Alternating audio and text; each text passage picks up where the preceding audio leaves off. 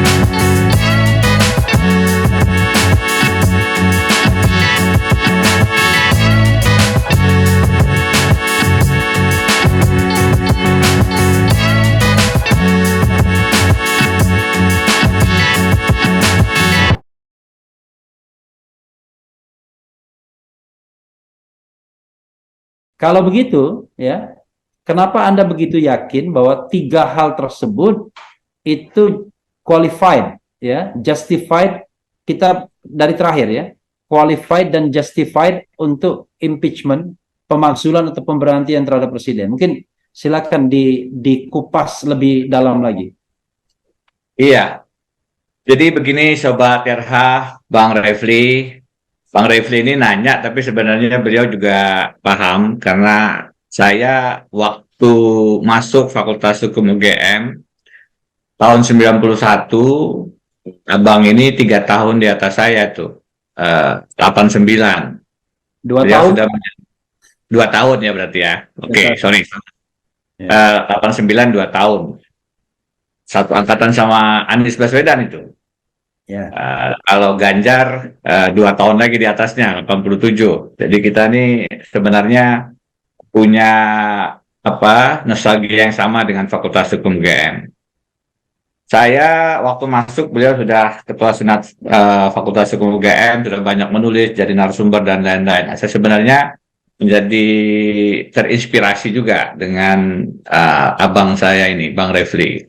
Saya banyak belajar, dan kalau kemudian beliau menanyakan soal impeachment, ini sebenarnya karena ya beliau sekarang posisinya bertanya, sebenarnya lebih bisa menjelaskan juga.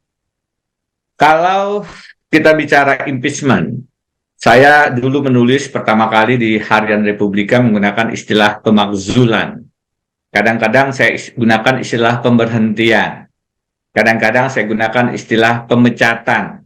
Kalau ingin memberikan pesan yang lebih tegas begitu. Jadi itu gonta-ganti saja saya gunakan.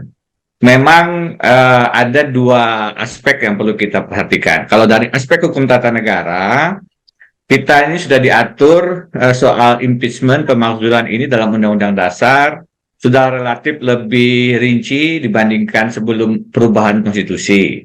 Prosesnya dimulai secara politik di DPR, ujungnya ada pernyataan pendapat yang kalau itu lolos syarat-syarat quorum, kehadiran dan persetujuan, dilanjutkan di Mahkamah Konstitusi.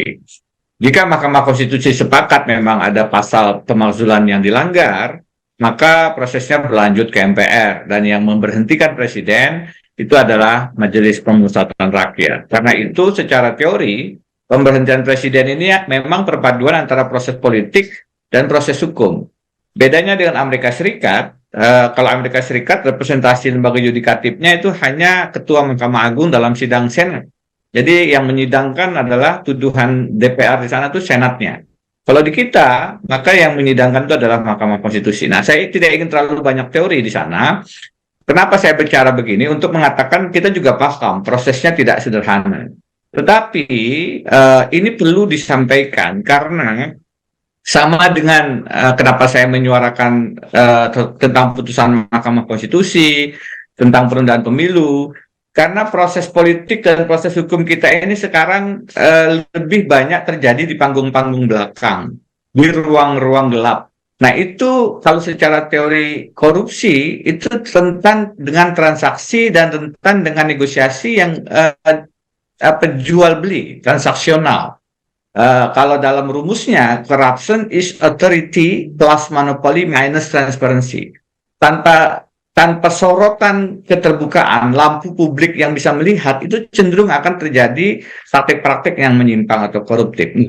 Kenapa saya paham bahwa secara konfigurasi politik sulit untuk ada proses pemakzulan terhadap Presiden Jokowi? Kita paham bahwa dengan koalisi parlemen yang dimiliki Pak Jokowi sekarang, tersisa hanya 2 partai yang betul-betul oposisi di parlemen, yaitu Demokrat dan PKS, meskipun sekarang ada juga Nasdem karena koalisi barunya menjelang Pilpres 2024, tetap saja yang tersisa itu sulit untuk memenuhi syarat memulai proses pemakzulan. Itu sebabnya saya paham kalau kemarin ada komentar-komentar dari Pak Hasto, PDIP, Pak PLT P3, juga Pak Arsul Sani, yang pada dasarnya mengatakan ini tidak perlu direspon begitu. Tapi saya sebenarnya dengan mengungkapkan ini ke publik, ingin satu memberikan pemahaman, dua membawa proses-proses politik dan hukum di ruang-ruang gelap itu ke ruang lebih terang, sehingga kemudian pemilu kita ke depan itu lebih mendekati prinsip jujur dan adil. Kita bicara misalnya tentang 3 hal, tentang penjagalan Anies, tentang pembegalan Partai Demokrat, dan tentang daya tawar kasus-kasus kepada para pimpinan partai sehingga mengunci atau mengarahkan koalisi maupun pasangan calon. Tiga-tiganya bisa kita kupas, Bang Refli, tapi saya ingin mengambil yang pembegalan Partai Demokrat oleh Muldoko supaya lebih gampang mengkomparasinya dengan yang sering saya contohkan adalah bagaimana Richard Nixon itu juga akhirnya mundur karena ada proses impeachment di depan mata dia. Dua-duanya terkait dengan Partai Demokrat. Jadi kalau kita lihat dari 3 yang saya tulis itu, ambillah contoh 1 tentang dalam bahasa Romi pencopetan Partai Demokrat. Di Amerika Serikat yang rumusannya hampir sama dengan kita. Kalau kita kan ada terkait dengan penyuapan, terkait dengan pengkhianatan terhadap negara, kejahatan tingkat tinggi, perbuatan tercela, ditambahkan korupsi dan tidak memenuhi syarat sebagai presiden, calon presiden. Nah, 4 yang pertama itu kan sama dengan Amerika Serikat. Dan karenanya sebenarnya kalau di sana itu bisa memulai proses pemakzulan, mestinya di sini juga bisa begitu. Kenapa? Richard Nixon itu di tahun 72 terlibat dalam satu proses upaya untuk mengganggu Partai Demokrat Amerika, menaruh alat sadap, dan dimulai dengan pembobolan. Akhirnya tahun 74 beliau terpaksa mundur karena khawatir dengan proses pemakzulan yang akan berjalan. Itu terjadi di Amerika Serikat. Dan menurut saya, apa yang terjadi dengan Partai Demokrat yang kedaulatannya diganggu, itu magnitude-nya itu lebih tinggi dibandingkan apa yang terjadi dengan Partai Demokrat Amerika Serikat. Kalau Partai Demokrat Amerika Serikat itu hanya hanya dalam tanda kutip ditaruh alat sadap menjelang masa kampanye untuk mengetahui strategi dan lain-lain. Ini Partai Demokratnya dibegal menjelang kampanye juga, menjelang Pilpres 2024, menjelang pemilu 2024, hampir sama. Pemicunya adalah masa kampanye. Dan kalau kemudian dikatakan Presiden Jokowi tidak tahu, kita bisa katakan itu tidak mungkin. Kantornya satu blok di Istana Negara. Kalau dikatakan Presiden tidak setuju, paling tidak beliau membiarkan. Paling tidak beliau tidak mengambil langkah menegur apalagi mereshuffle. Pembiaran itu dalam konteks hukum perdata sudah persetujuan diam-diam. Dan sebenarnya keterlibatan Presiden Jokowi itu yang saya minta, karena kita tidak punya alat kewenangan untuk melakukan investigasi, itu yang saya minta dilakukan oleh DPR melalui hak angket. Karena pendiaman pembiaran ini bagi saya cukup sebagai bukti awal bahwa ada indikasi keterlibatan Presiden Jokowi, dan kita sama-sama paham dari rangkaian peristiwa, rangkaian fakta, informasi, memang ada keinginan untuk hanya menghadirkan dua calon presiden pada saat nanti Oktober pendaftaran di KPU. Banyak peristiwa. Ada wawancara dengan Yusuf Wanandi, saya punya informasi ada tokoh bangsa yang memang menyampaikan hasil perbincangan dengan Pak Jokowi, hanya ada dua calon presiden dan seterusnya. Ini semua kalau dikaitkan dengan sorry Dan, tokoh bangsa itu JK ya? Ya. Tokoh bangsa itu JK ya? Saya belum minta izin kepada yang bersangkutan siapapun dia, saya tidak mengiyakan dan tidak mengatakan tidak untuk menyebut nama ya, karena kalau menyebut nama ini kan kadang-kadang menjadi isu ya, ada persoalan etika, ada persoalan macam-macam, ada persoalan hukum. Jadi saya baiknya tidak menyebut itu, tetapi yang saya sampaikan dalam beberapa tulisan, informasi bahwa memang target awalnya, desain awalnya itu hanya dua calon, itulah yang menyebabkan Presiden SBY pada pertengahan September 2022 itu kemudian menyampaikan satu pidato mengatakan, ini saya mendengar akan ada upaya untuk mengatur Pilpres, karena itu saya akan turun gunung, jangan sampai tidak jujur dan tidak adil. Itu karena beliau mendapatkan informasi demikian, yang kemudian men-trigger Pak SBY untuk melakukan preemptif. Jangan sampai diatur-atur bahwa calon presiden hanya dua. Dan hal-hal semacam ini, konfirmasi dengan Pak Yusuf Wanandi, terkonfirmasi dengan pencopetan bahasa Romi Harmuzi Partai Demokrat, yang ujungnya memang bisa berakibat tidak majunya Anies Baswedan sebagai calon presiden di pendaftaran KPU nanti. Saya pikir itulah contoh bagaimana kalau di Amerika Serikat penyadapan, upaya untuk menyadap Partai Demokrat yang dilakukan Richard Nixon itu diformulasikan menjadi delik impeachment, dan akhirnya beliau lebih memilih untuk mundur karena keterlibatan dia untuk cawe-cawe kedaulatan Partai Demokrat Amerika. Mestinya dengan frame berpikir yang sama, dengan alur logik yang sama, maka pencopetan, pembegalan Partai Demokrat yang dilakukan oleh tangan kuasa kepala staf Presiden Muldoko, ini kan bukan orang Demokrat ini Bang. Tidak pernah satu detik pun dia punya kartu anggota Demokrat. Ibaratnya kalau ini adalah warga negara Amerika, ingin jadi Presiden Indonesia gitu. Tidak pernah menjadi anggota Demokrat, kemudian mengaku-ngaku sebagai ketua umum Partai Demokrat, melanggar anggaran dasar rumah tangga Partai Demokrat. Bagaimana bisa orang luar Indonesia kemudian mengaku sebagai Presiden Indonesia tanpa melalui proses sebagai warga negara rakyat Indonesia? Kan tidak mungkin itu. Logikanya sih simpel itu. Nah, itu sebabnya saya setuju dengan Pak JK, ini bukan persoalan internal. Ini persoalan eksternal. Ada orang luar cawe-cawe ingin mengambil Partai Demokrat, dan itu adalah lingkaran istana, kepala staf Presiden Jokowi. Presiden Jokowi tentu mesti dicek apakah terlibat atau tidak. Itu sebabnya saya mengusulkan 3 dugaan ini, salah satunya tentang pembegalan Partai Demokrat, dilakukan investigasi secara serius oleh DPR.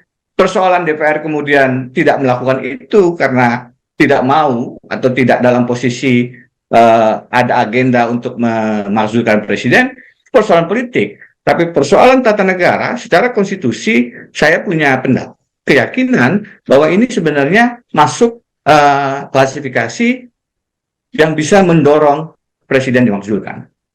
Itu ada bro ya, ada kesan ya, tindakan-tindakan Pak Jokowi ini tindakan yang sepertinya dalam tanda kutip permisif kita semua, seolah-olah bahwa cawe-cawe itu tidak masuk kualifikasi impeachment. Jadi orang cuma mengkritik doang, ya, menyesalkan karena dia kepala negara, kepala pemerintahan yang harusnya netral. Tetapi soal netralitas itu tidak menjadi isu yang sebenarnya subject to impeachment. Tapi tiba-tiba Anda seperti menyadarkan kita semua bahwa enggak dong, itu adalah sesuatu hal yang luar biasa sesungguhnya, bahkan dibandingkan dengan Richard Nixon pun nggak ada masalah, nggak ada apa-apanya kan, nggak ada apa-apanya. Gimana Anda menangkap tone masyarakat Indonesia soal impeachment ini? Ya kan awalnya masyarakat ditarik ke diskusi etika ya, bahwa cawe-cawe itu adalah ketika presiden mengundang ketua umum partai koalisi di istana dan itu melanggar etika. Cawe-cawenya diskusinya pada tataran etika dan kemudian terjebak tidak ada pelanggaran konstitusi karena tidak ditulis, tidak diatur. Saya mengatakan ya kalau mengundang ketua koalisi ke istana, bagi saya tidak masalah sepanjang yang didiskusikan ada urusan bangsa dan negara. Misalnya mendiskusikan soal bagaimana nanti mempercepat pembahasan RUU perampasan aset misalnya. Ketua umum partai berkumpul dan mendiskusikan itu. Bagaimana mendorong fraksi di DPR agar mempercepat, karena ini waktunya tersisa tinggal 1 tahun misalnya. Bagi saya itu sah dan itu kepentingan bangsa dan negara. Jadi apa yang didiskusikan, siapa yang mendiskusikan, itu semua harus satu elemen untuk dedikasinya kepada kepentingan rakyat Indonesia. Tetapi saya mengatakan di berbagai forum yang lebih berbahaya adalah pada saat cawe-cawe itu menggunakan instrumen hukum. Ini kan instrumen hukum yang digunakan yang saya tulis ini. Bagaimana Anies Baswedan dijegal itu kan instrumen hukum yang digunakan. Ada kasus korupsi Formula E yang kemudian berkaitan dengan perpanjangan masa jabatan pimpinan KPK. Masa jabatan pimpinan KPK itu diperpanjang melalui putusan MK. Dan kita bisa debat panjang argumentasi atau dalil-dalil hukumnya, problematik semua itu. Kemudian yang terkait dengan Muldoko, ini kan instrumen hukum lagi yang digunakan, seolah-olah masuk lewat Mahkamah Agung PK dari sebelumnya juga melalui proses-proses di PT UN. Aneh bin ajaib itu, saya bilang lucu kan, Bang Refli. Ada keputusan Menteri Hukum dan HAM digugat oleh Kepala Staf Presiden Muldoko.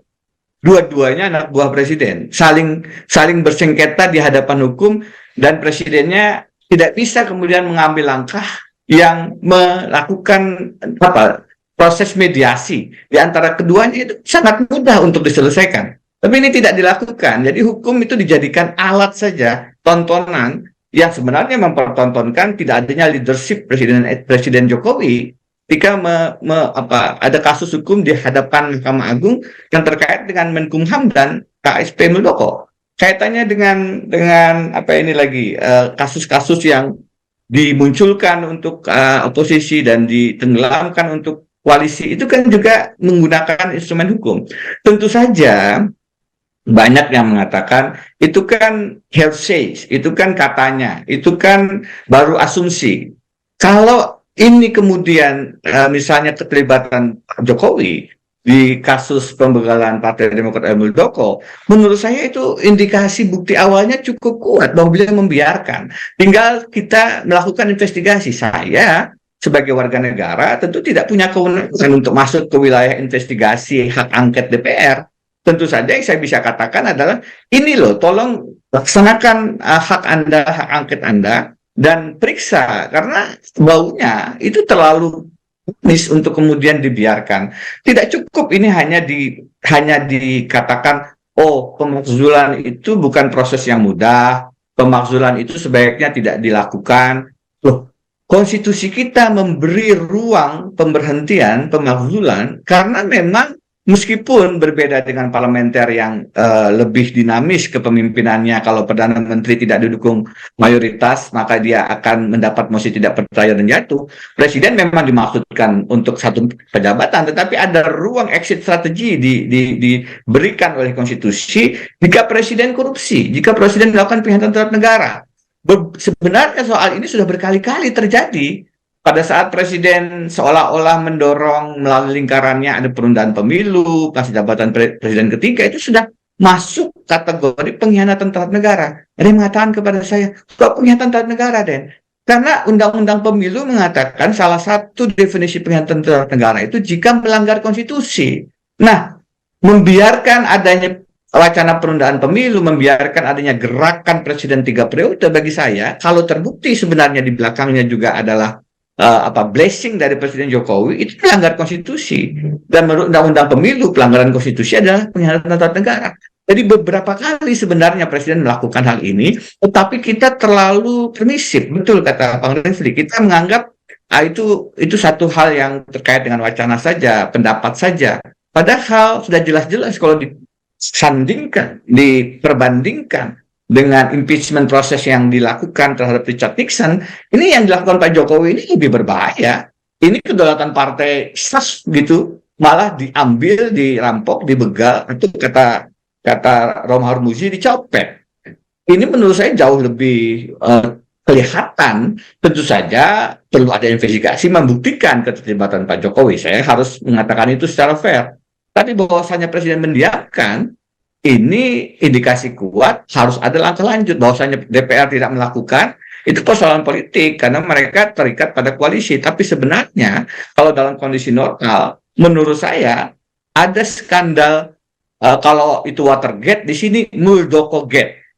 Yang terjadi di Indonesia ini SP Gate, Muldoko Gate, membegal partai yang sah yang namanya Partai Demokrat. Dan saya sedang pertimbangkan juga untuk ada isu lain terkait pemakzulan ini, terkait dengan oligarki yang kemudian juga dilindungi, ada obstruction of justice yang dilakukan Pak Jokowi. Sebenarnya banyak isu, tapi memang dia akhirnya aman karena koalisinya di parlemen itu mayoritas mutlak. Itu soal proteksi politik yang akhirnya menyebabkan tidak berjalannya proses hukum pemakzulan ini.